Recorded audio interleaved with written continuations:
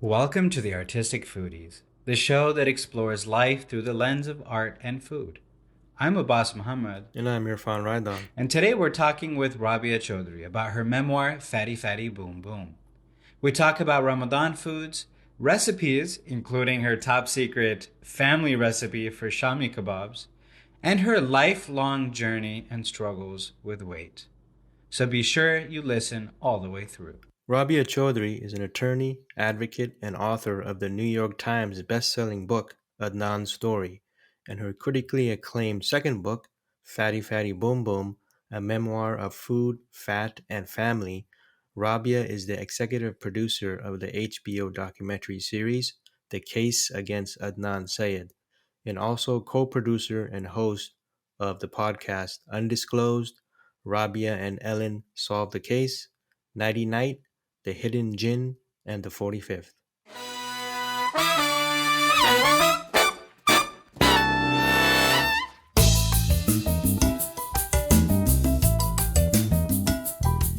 Okay, cool. So I wanted to ask if you would be interested in reading maybe a couple pages, some of your favorite stories, or maybe some of my favorite stories,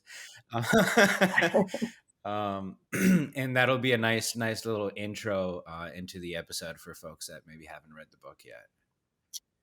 Yeah, I saw that, and you tell me what you want me to Okay, read. so Like, you you can want pick. My which two one? favorite ones are the story about being Pervez Musharraf's niece, or Oh, smuggling Tupperwares of food out of the because I've definitely seen Ziploc bags in purses when I've gone to a buffet. Okay, so that was a very relatable experience.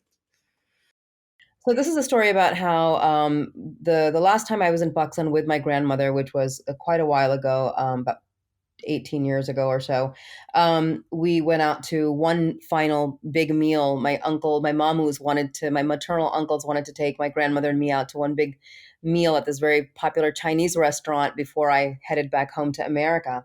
So this is the story of how that went down. And that evening, my mamu handed my grandmother like the biggest purse she owned, and she's like, "I don't want to take this." He's like, "No, just take this." So, all right. We arrived 30 minutes later at a beautifully appointed, proper sit down Chinese restaurant, again in Gulberg.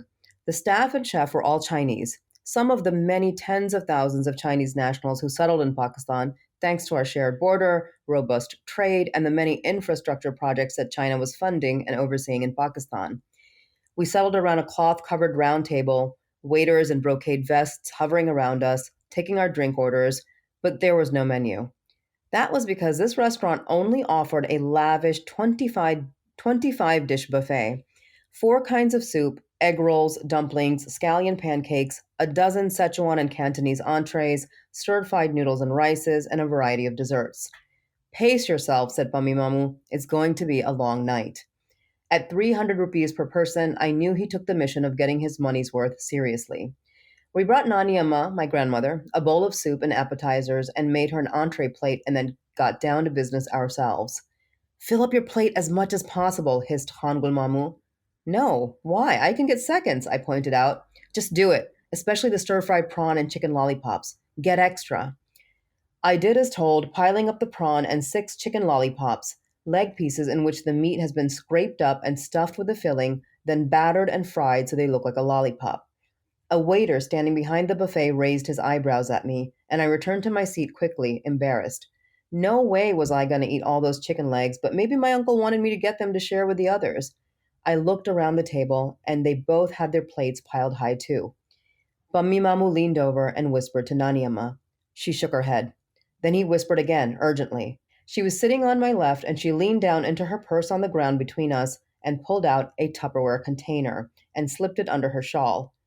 Oh my God, this was not happening. My face was burning up. They were going to get me arrested for stealing food from a buffet, and I'd never get another visa to Pakistan, all for a few hundred rupees. No, Naniama, don't do it. I'll pay for dinner, I softly begged. But there was no going back. Slowly, ever so casually, my uncle spent the next 15 minutes transferring prawn and chicken from their plates onto hers, which she would then slip into the container in her lap and put in her purse. Then they reached over to take the food I wasn't eating off my plate and popped it onto hers too. They tag teamed the effort, watching the waiters, who watched the patrons like hawks. Or at least it felt like they were looking right into our souls, circling us like wardens, but that was probably me projecting my guilt. Every half hour or so, my uncles would fill up the plates, eat some of the food, and disappear the rest until 4 containers were packed away in Nani Amma's purse. Over 2 hours passed, exacting this malfeasance. I was convinced we would all be stopped on the way out and imagined my tiny little grandmother humiliated and handcuffed just so my uncles could satisfy their gluttony. We paid the bill and left without incident, my uncles strutting out as if they had conducted the greatest heist of the 20th century, me and my nanny quietly enraged. I will never go to a buffet with you again, she said the minute we got in the car. The uncles laughed, and then Bummy Mamu twisted around in his seat and looked at me. This is about justice. It's completely unjust for them to charge that much and we only eat a plate and leave. That's criminal. This evens the score. You'll be a lawyer soon. You should care about justice. All I cared about then was getting out of there. I turned away angry.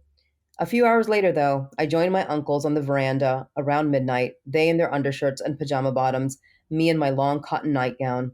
Together, we sucked the sauce off big fat prawns and chewed on chicken lollipops until they were all gone. It's hilarious. It's good stuff. Good times, good times. Yeah, my poor Your grandmother. mamas are hilarious. I'm just imagining your nanny like walking out in handcuffs from a Chinese buffet place, like these kids. I was the humiliation of like a waiter grabbing her purse and putting the Tupperware. I couldn't believe what was happening, and I was like, I can pay for this. I got this, but It's nope, about it wasn't justice. about. It's about the principle. My mamas are insane. I have 5 crazy That's uncles. hilarious. And this is one of many funny stories. The other story where when you're in the market and they're slapping around the shopkeeper saying, "This is Pervez Musharraf's niece. What are you doing?" That one cracked me up too. And like the cheapest market in Lahore. I'm like, why would Pervez Musharraf's niece be shopping at this thrift market? The whole thing was It's hilarious. surreal. And I love Nice. that you chose food as a medium for storytelling because really that's something that everyone can relate to. Even as you Yeah. were reading that, I mean, at the time of recording this, it's Ramadan. I don't know about you guys, but I'm Yeah. fasting and all I can think about is prawns and chicken Oh yeah, lollipops right now. yeah. Feel like I'm ups, like on the yeah. side. Let me Yeah. Google where I'm doing iftar. Where's the chicken lollipops? I, I only ever had them in Pakistan. I don't know if it's a thing here. I don't know if you can get them here. Yeah, there's some places that have those, yeah. Yeah. But I also I have to admit to you that I was very surprised that I could relate to so much in your Mm, book because when you look at the main theme and the yeah. title and everything, you assume that it's going to be mostly about women and Yeah. weight issues and Yeah. that stuff. But Yeah. for example, my family, my father is from Karachi, a Mm, Memon family, okay. but I'm married to a Punjabi Oh, lady, so there's a great. Good, lot good of for you, Irfan.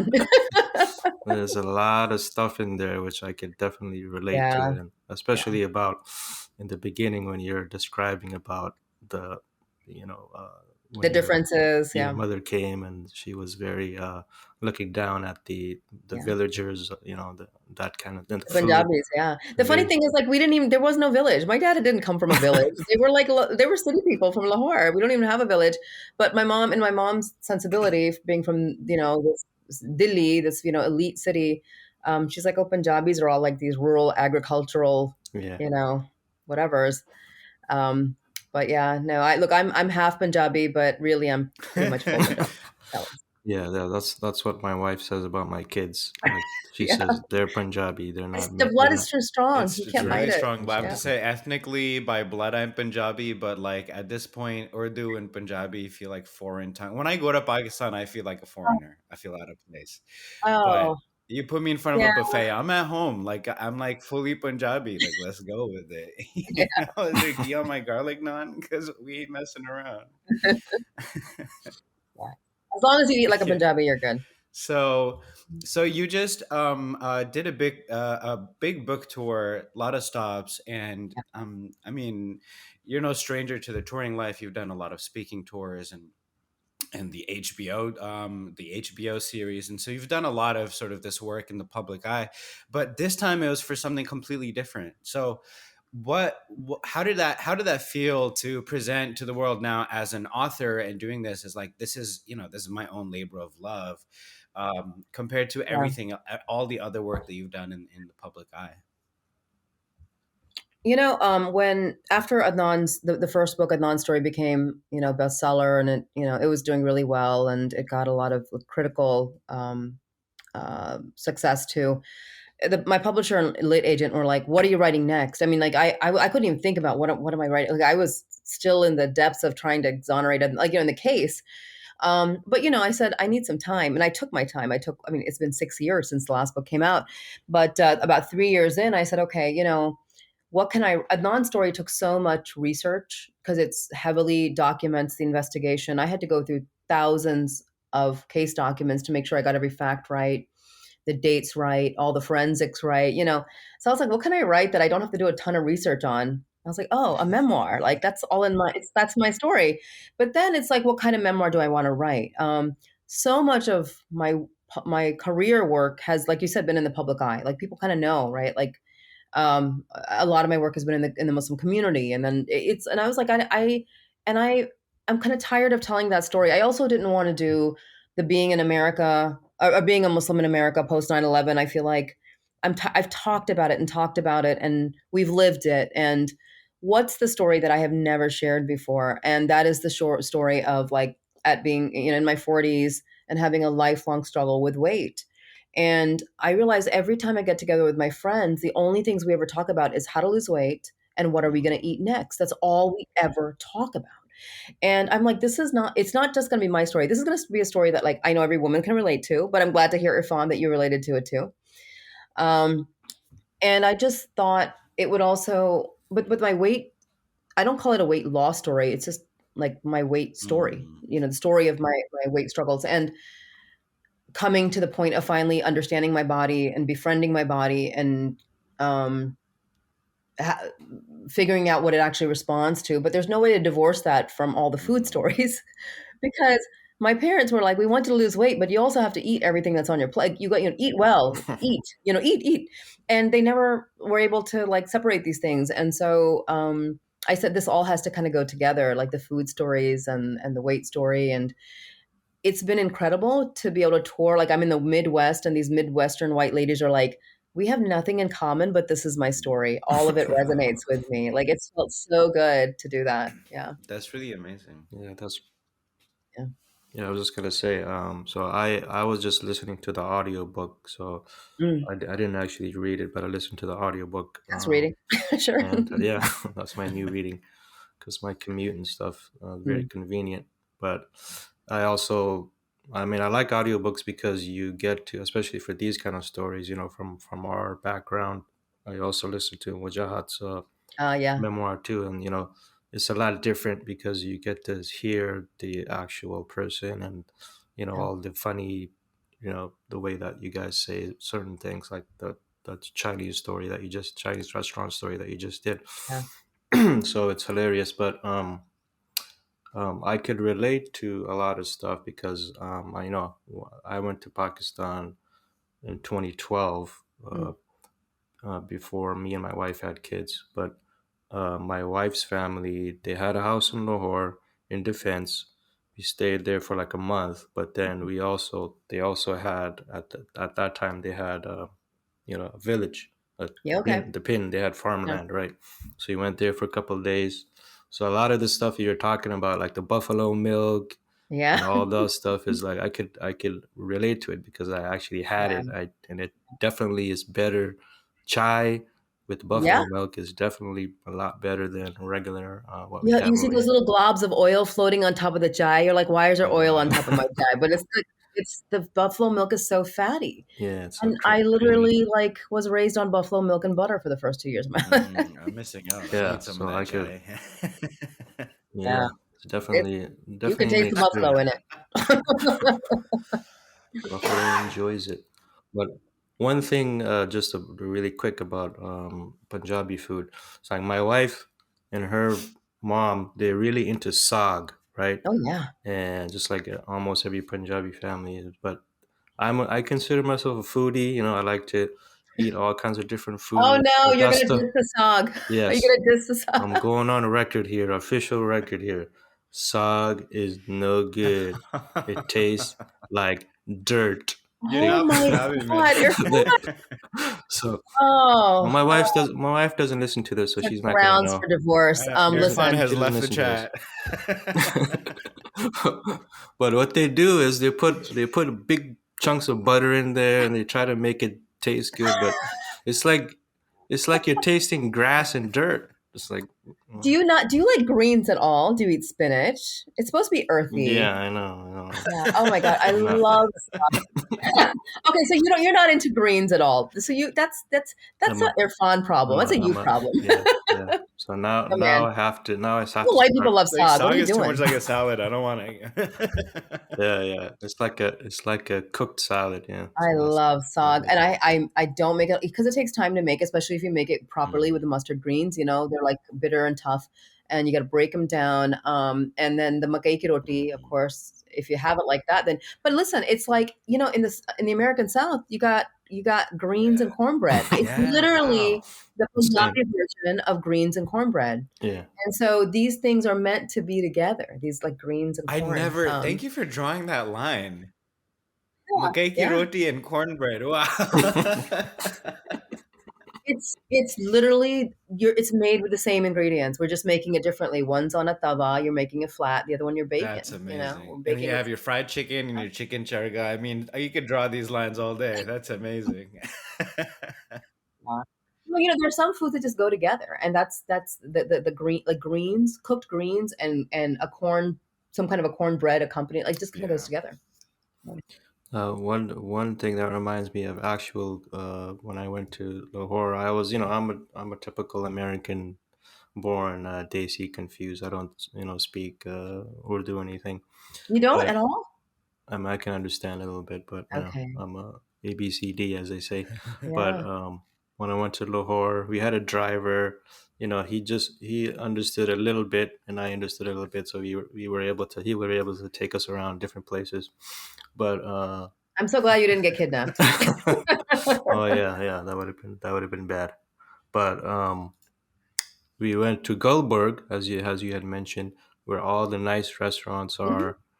And I don't know if Abbas has ever been there before, but you definitely gotta go there. That's like a Mhm. foodie heaven there. Yeah, But it's great, and the boutiques are great. Yeah. yeah, but we went to a nice steak restaurant. I forgot the name of it now in Gulberg.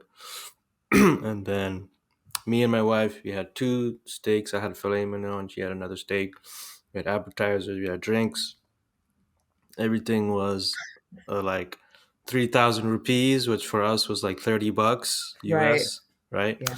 And Oh, it's then even less now. this, yeah, it's probably like 300 what? rupees to $1. That's like, yeah, Oh $3. wow, Yeah, it's insane. wow, that's Yeah. crazy. Yeah, so I was just gonna say there was like amazing food, great, great service, of course, and very inexpensive.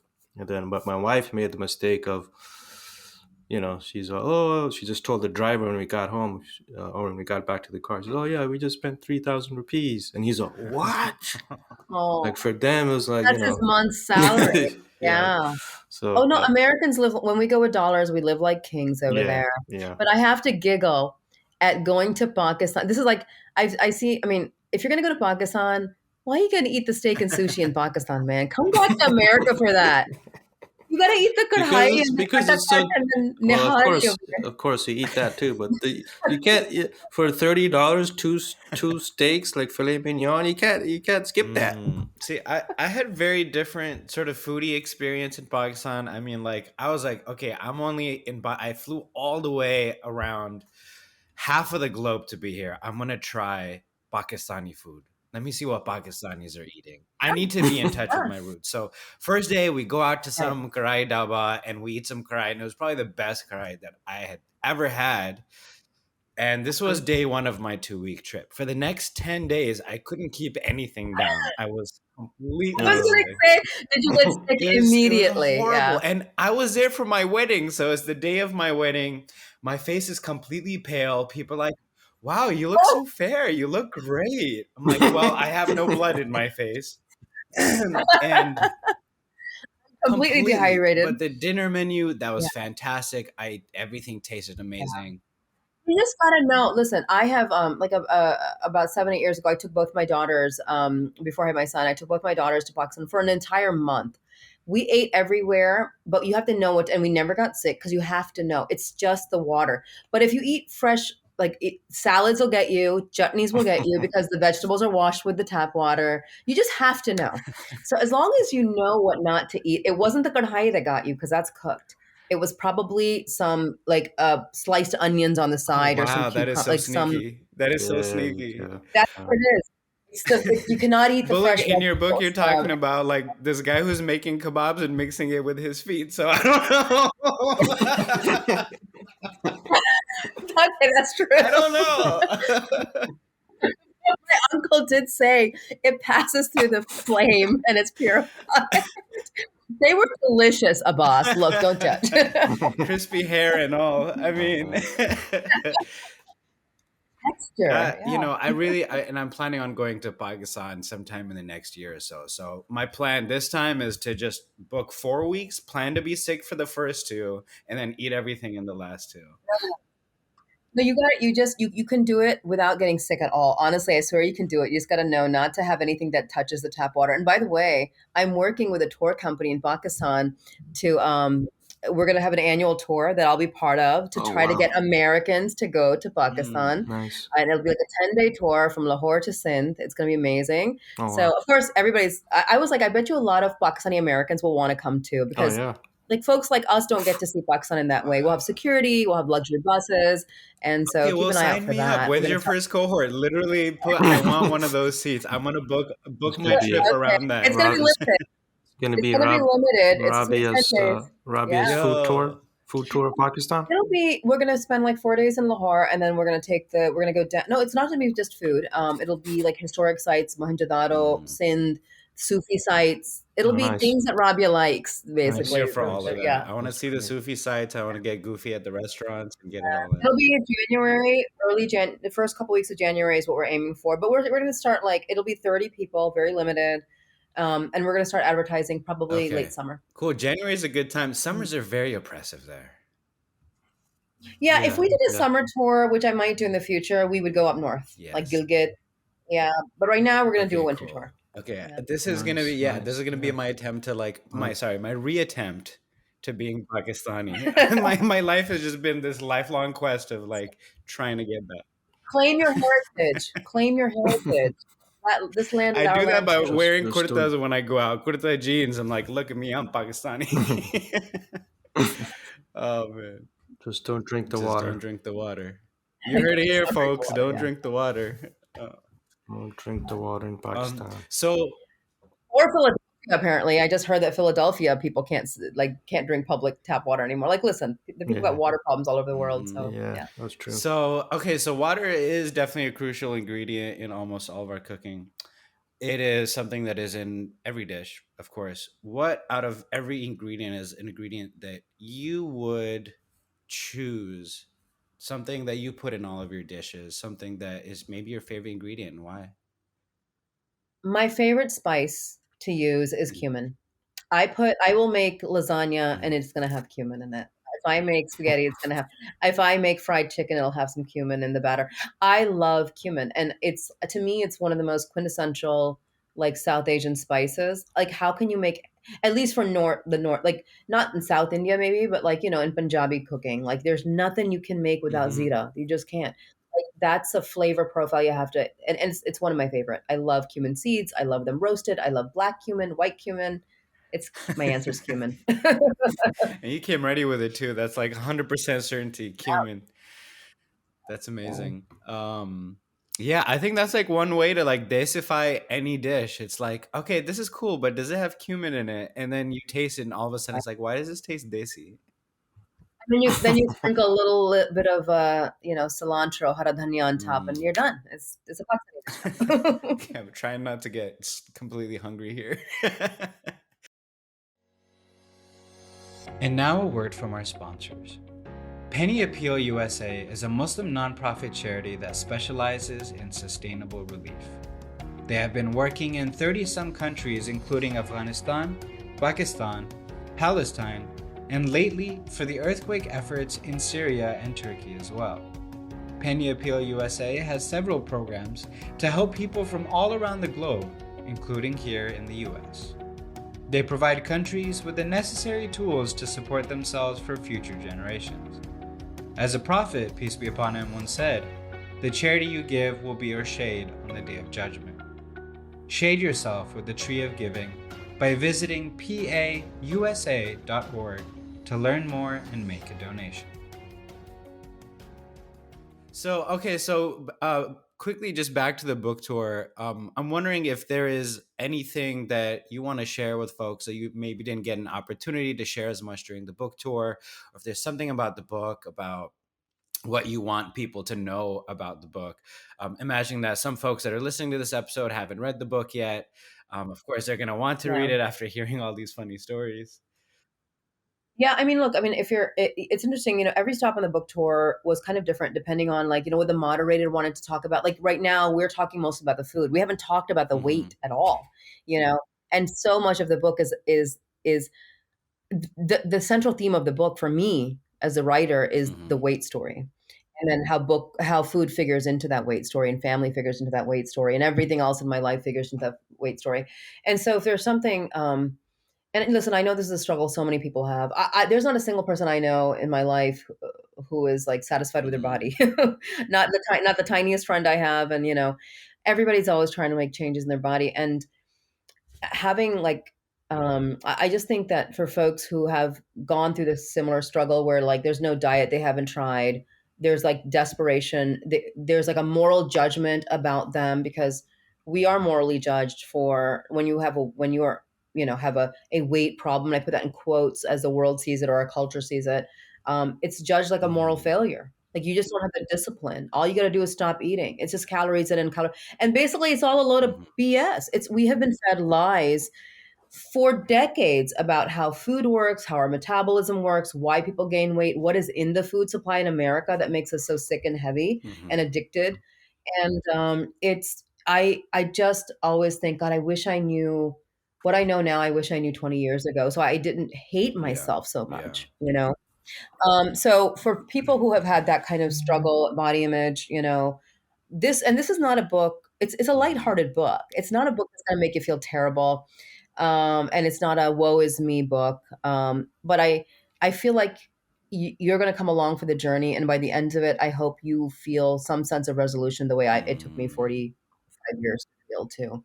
There's a woman who wrote to me, and I mean, I've gotten so many messages about the book, but this is one of the ones that really sticks out because I write about the presidential fitness challenge, which I failed miserably back in fifth grade, and how that was I was publicly weighed. We all got Mhm. publicly weighed, and I remember how much I weigh at every point in my life because those memories are seared into my brain.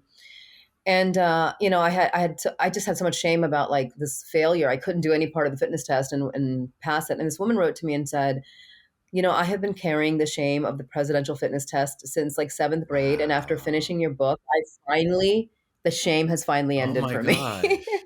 Oh wow. That's great. You know what I Wow. mean? It's crazy the things that we carry for just no Mm. reason. From No since reason. seventh grade. Wow. Yeah. I mean, for me, it was since fifth grade. And my sister, who was 2 years younger than me, she passed because she's always been lanky and thin and athletic. And the certificates they would give you because the presidential was like a photocopy of like Ronald Reagan's signature back. This is the 80s, right? Yeah, I had And so that my too. parents were like, Sidra got a certificate from Ronald Reagan. The president of the United States recognized our third grader. And I'm like, this is all a big Oh scam. gosh. Wow. Yeah, I got that same certificate too. But um, yeah, another thing which first of all, I want to applaud you for writing all these personal stories, especially about weight, because I know it's a very difficult topic, especially for Desi women. But a lot of the stuff, even as a man myself, I could relate to a lot of the stuff. Going to school, I was the only brown Muslim kid in school, so I Mm, could relate to a lot of the stuff.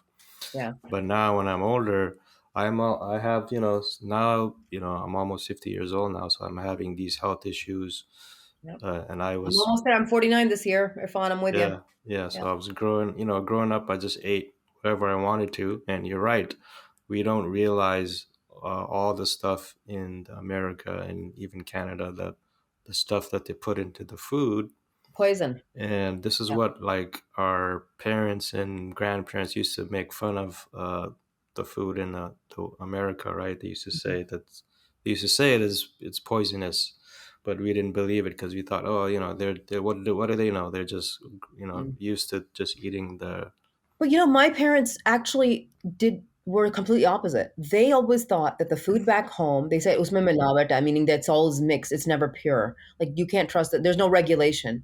My parents always thought the food in America is like regulated. It's good for you. The yeah. American government is not gonna let Americans eat terrible, what's not healthy for you. They thought everything is healthy and Government loves clean. us, right? So yeah, I mean, and when my parents were like kids in a candy store when they came from Pakistan. Suddenly in the 70s, they're like, "Oh my God, aisles and aisles of breads and crackers and cookies and it's Mm. cheap, Yeah. it's convenient." They loved fast food. Both my parents are fatties, they love fast food. And so that was my palate. I ate like that because my parents were eating like that when I was a Hmm. child. They were Hmm. eating absolute crap. Mm. Yeah, that's true. And then there was, I think, a recent study recently came out that in the 70s that the sugar, big sugar or whatever they call it, was pushing the Yeah. FDA to make it look like that no, it's not sugar's fault that all these health issues are happening. It's fat, It was right? fat, right? It Right. went, and then So we all started eating low fake fat, butter yeah, fake made out of like butter and all this stuff. plastic. Hmm. Yeah, I mean, like, yeah, it's all lies. It's all There's a reason people in this country have so many food allergies, but they can travel to other countries and they're fine. Suddenly, they can eat the gluten and the dairy, and they don't have the Mm. same reaction Oh, to it. Like, there's oh, just so much crap in our food supply here. Yeah, and I think like the yeah. cards are really stacked against us. I was looking at a couple different studies. This came out of some articles about epigenetics, and there are two things that struck out to me. One of them is that during the few hundred years that the British were ruling over our lands, there were a Mm. number, I think, I want to say 3 or 4 dozen manufactured famines. And so our ancestors over the years, the ones who survived are the ones who survived the famines, meaning the ones who could make the most out of very little nourishment. So these are the Yeah, body types that got passed on. These are the organs, the epigenetics of the organs that got passed on. And so now mm, within one generation, you go from that kind of a lifestyle to an abundance, to an overabundance, and your body just doesn't know what to do with it because it's used to for yeah, so many generations making a lot out of a little. Now you have a lot, and it's like, yeah, okay, well, we're gonna store this because we don't know when the next famine is, but there's no next famine yeah. because Walmart's 4 minutes away. You Right, know, right, right, um, right. There's no and Yeah. I mean, thank God there's no famine, but also, we're just dying from food related right, diseases no, now. exactly. That's completely the other side, and our bodies are not used to it. Evolution takes a long time, right? Yeah. And then the Yeah. second thing that struck out to me, and this is really interesting, I was studying the epigenetics of Punjabi people after I did my DNA testing. I was like, "Ooh, let's see what are we up to? What's in our genes?" And Uh-oh. Uh-oh. there's a high amount of alcoholism and addiction that are actually linked to certain genes that make Punjabis have a predisposition for addiction. And I saw this as a Interesting. possible, like, well, okay, do I have an addictive personality because of that? Because when it comes to, Islam is here to tell us don't drink, don't do drugs. If you don't go into Right. those pleasures, what pleasure do you have in front of you? Right. Mm, And in America, it's intentionally addictive. So you combine that with your predisposition. And I was just like, yeah. wow, like I have felt really bad for so long. People have made me feel bad, but this is literally in my blood. No, it's in your blood, but also you're right. It's designed to keep us addicted. Like, I mean, that's why, like, I want people to stop judging themselves and stop feeling like failures for like being unable to stop eating Mm, XYZ because it's designed like that. It's been chemically designed to actually keep you addicted like you're having mhm, cocaine. The sugar is cocaine. Now, listen, I'm not that person. I don't want people to think I've cut sugar out of my life. Like I need an emotional support payday bar. Like every couple days, I eat a whole candy bar. Okay, I'm not that person. Because I realized in order to live your entire life, any kind of diet that eliminates things like it's not mhm. sustainable. Yeah. You have to be able to live in the world, right? And like you said, I'm not snorting cocaine or drinking wine every night. What pleasure do I have? It's a payday bar. Like that's all I got as a Muslim. So, but it's about just not letting it overtake my life, right? Like, and which it has. There have been, and I write about this in the book, times when I'm out of control eating and I don't know what it feels like to feel Mm. full.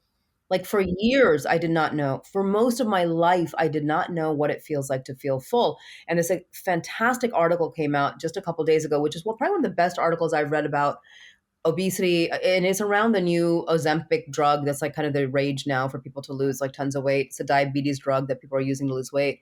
And they talk about how, and this is the first time I saw a scientific explanation that, you know, as your body has like stores more fat and stuff, it messes up your hormones in different ways, right? It affects your hormones. And those hormones, then something happens where you stop producing or you overproduce the hormone that actually tells you Mm. you're full, and it's not there. That signal is gone. Because I used to be like, is there something wrong with Mhm. my body that like my Hmm. friend can eat and feel full, but I don't know what it feels like to feel full. And now I have a scientific Yeah. explanation for that. But yeah, but society is like, no, it's just because you're a glutton and you don't know when to stop and you have no self control, Yeah. and it's No, it's not all about about that leptin, right? And that's because that's the hormone that you're talking about that your stomach produces to tell your that. brain, okay, we're full. Now here's a funny Okay, yeah, here's the funniest thing. Leptin takes about 20 minutes to get to your brain. So your stomach is full, 20 minutes later, your brain's like, oh, I'm full. So, that's why they yeah. say you should eat slow, you should take a lot of bites and, Oh, give your body a Hmm. chance. But the way you I see it is like I have 20 minutes to eat as much as possible before my brain finds out that we're done. Especially around iftari time. I'm like, set the timer, let's oh my God. go. So whole Well, time, yeah. that's why by the time your brain finds out, you're in a food coma because you have eaten way more than you were Exactly, supposed yeah. to. This whole thing about like, and my grandfather, I remember when I was a kid, he said, chew every morsel 25. I mean, there's a lot of Mhm. wisdom in our ancestral food Mm. traditions. Yeah. And, even the things we put from the turmeric to the ginger, like I really believe in home cooking. I believe in, and my editor was very resistant. She was, a middle-aged white lady who didn't know a lot about food, never had a weight problem. She's like, why are you putting these recipes in?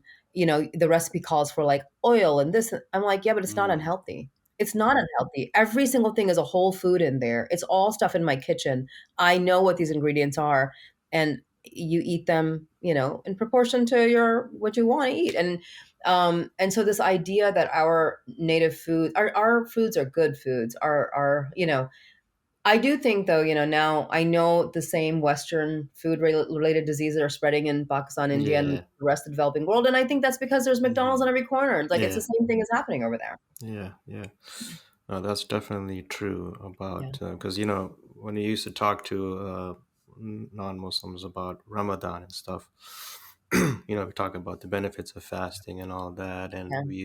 we say that because it's part of our religion to not to control how much we eat, right? That there's a hadith of the Prophet Muhammad Sallallahu Alaihi Wasallam That's to eat 1/3 food, 1/3 yes. water, and have space Yeah. 1/3 for air. Yeah. But the point is now, even in the Muslim world, like Dubai and everywhere, like you said, people are gaining weight because they're eating all the fast food and junk food. And now, even in Pakistan, in the farmland, now they're putting same kind of Yeah. pesticides that they do in America. So it's like Yeah. the same things are starting to happen over there. So it's like it's very dangerous. Yeah. You Yeah. know, very dangerous Cook at situation. home, people. Cook at home. Learn. It's not brain surgery. Everybody Mm. can do So, it. and I'm really glad that you put your recipes into the book because your stories are very tantalizing. I'm like, oh, I want to know what that tastes like. And it's like, okay, but I've had this dish, but I wonder how her family cooks it, and like, because it's Right. always every cook has a different. Oh yeah, yeah. Every family's got their So own and so version.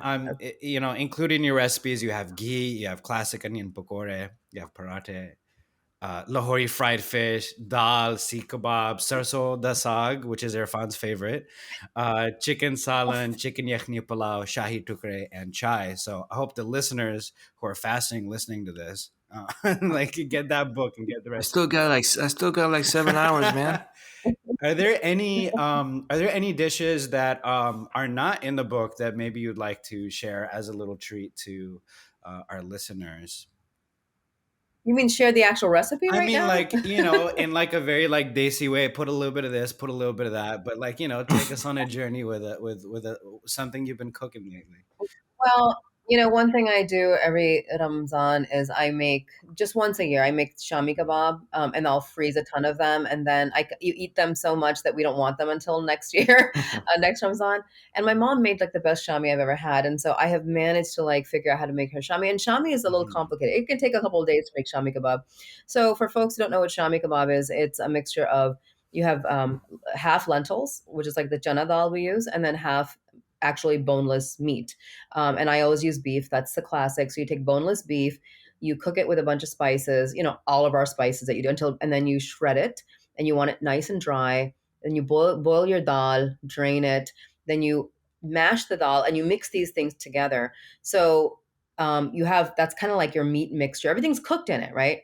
But what you want is the dal to be mashed and the meat to be like to have shred, like so it's shredded, and then you add then you can add sliced onions, cilantro, green chilies, cumin, of course, cumin seeds, ginger, garlic, all the yummy stuff, and mix it together, make little patties, dip them in beaten egg and fry them. And it's like all protein. It's like a pure little protein patty. They're delicious. They do take time to make. They freeze beautifully.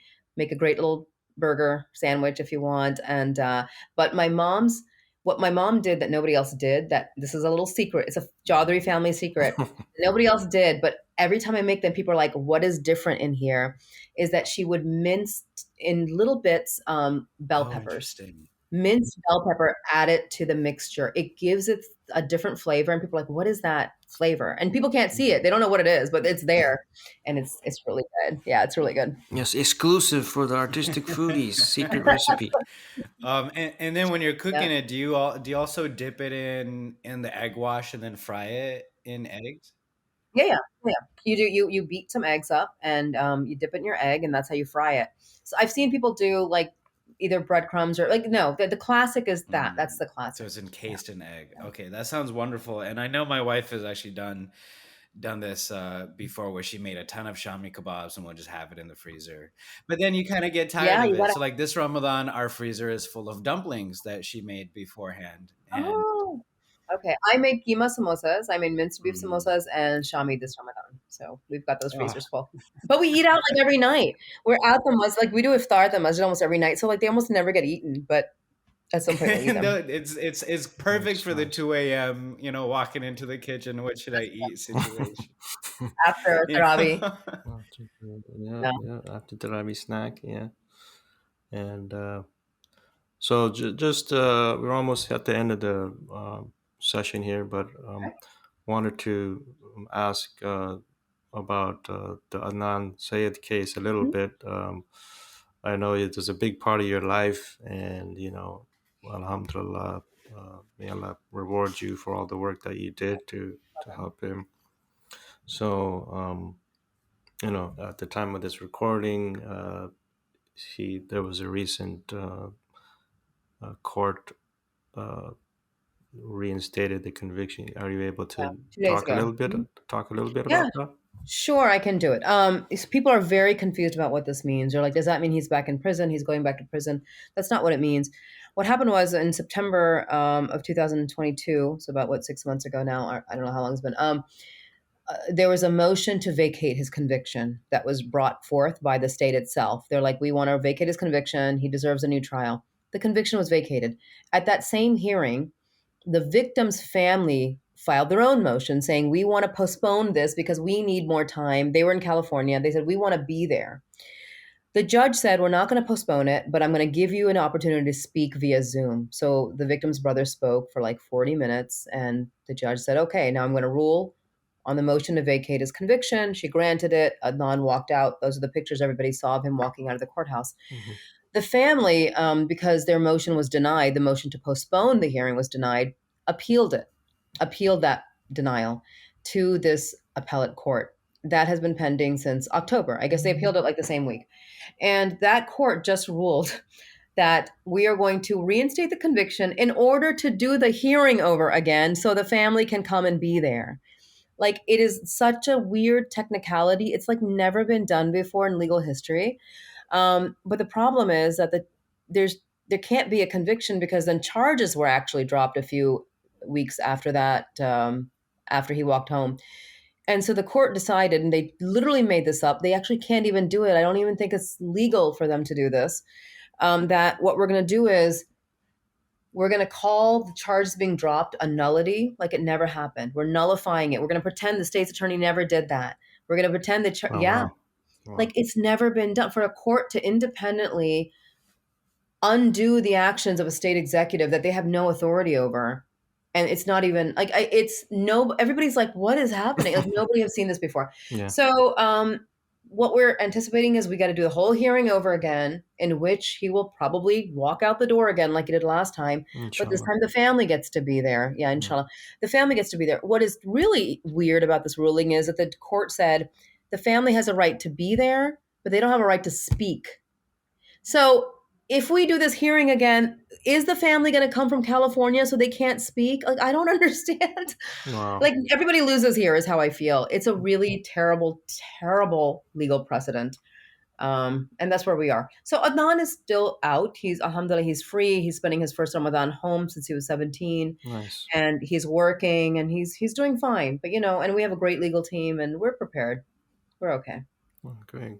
Thank you very much for the update, and give our salams to Adnan and his family. And I will. we're very happy that he's able to spend Ramadan. Alhamdulillah, yeah. Yeah. It's amazing to watch, like just watch him in daily life, just hanging out. No, the only question on my mind is what time is iftar? I mean, that's why we created this podcast, is because we love talking about food and we have people on that share that same passion, so. Yeah. Wait, where are you guys? You're in California. I'm in Where Austin, are you, Texas. Okay, so yeah, I'm in DC, so we're gonna get to it before you are. Yeah, that's true. Oh, there's a lot of great people in How DC. Definitely, I'm overdue for a trip, and I heard the food scene there is also pretty. The halal food scene is incredible. I don't know. Listen, the best food scene I've seen in North America, and my husband's from Toronto, so this includes Toronto, is actually Houston. Oh, wow. Oh my God. That's close. Yeah, it's close only to 3 you, hours Abbas. away. I can make it. I can make it by Maghrib. Like Houston beats Toronto. It beats New York. It beats New Jersey. It beats DC. Well, what kind of food? Talking about Desi food? Yeah. Okay, The South Asian Desi. Just want to clarify because Abbas is the best Pakistani restaurant I've ever been to. And then there's an Abbas Juices, which is like blows my mind. Do you know, my husband and I, we did this actually during COVID lockdown. We're like, let's just go do a weekend in Houston, just you and me eating. We just flew out for the weekend to eat in Houston, me and my husband. Oh, nice. Yeah, my wife is from Toronto also, so I've been to Toronto plenty of times. So there's a lot. They're pretty good too. They're pretty good too. Got a good stuff there too. But yeah. No, so DC doesn't really rank amongst the top, I would say. DC food scenes. I mean, I got to make sure that at least 3 to 5 good places before I travel anywhere. Otherwise, I might not come to you. Yeah. Oh, we can get to that many. Yeah. So you've been all over the country. So what's your favorite in the Bay Area? What's your favorite halal spot? Okay, honestly, I haven't been to the Bay in a very long time, but all I remember was this tiny little halal Chinese restaurant that made Szechuan food. It was tiny and family owned. In San Francisco? In San Francisco. I don't know the name because it's been that long, probably 12 years since I went.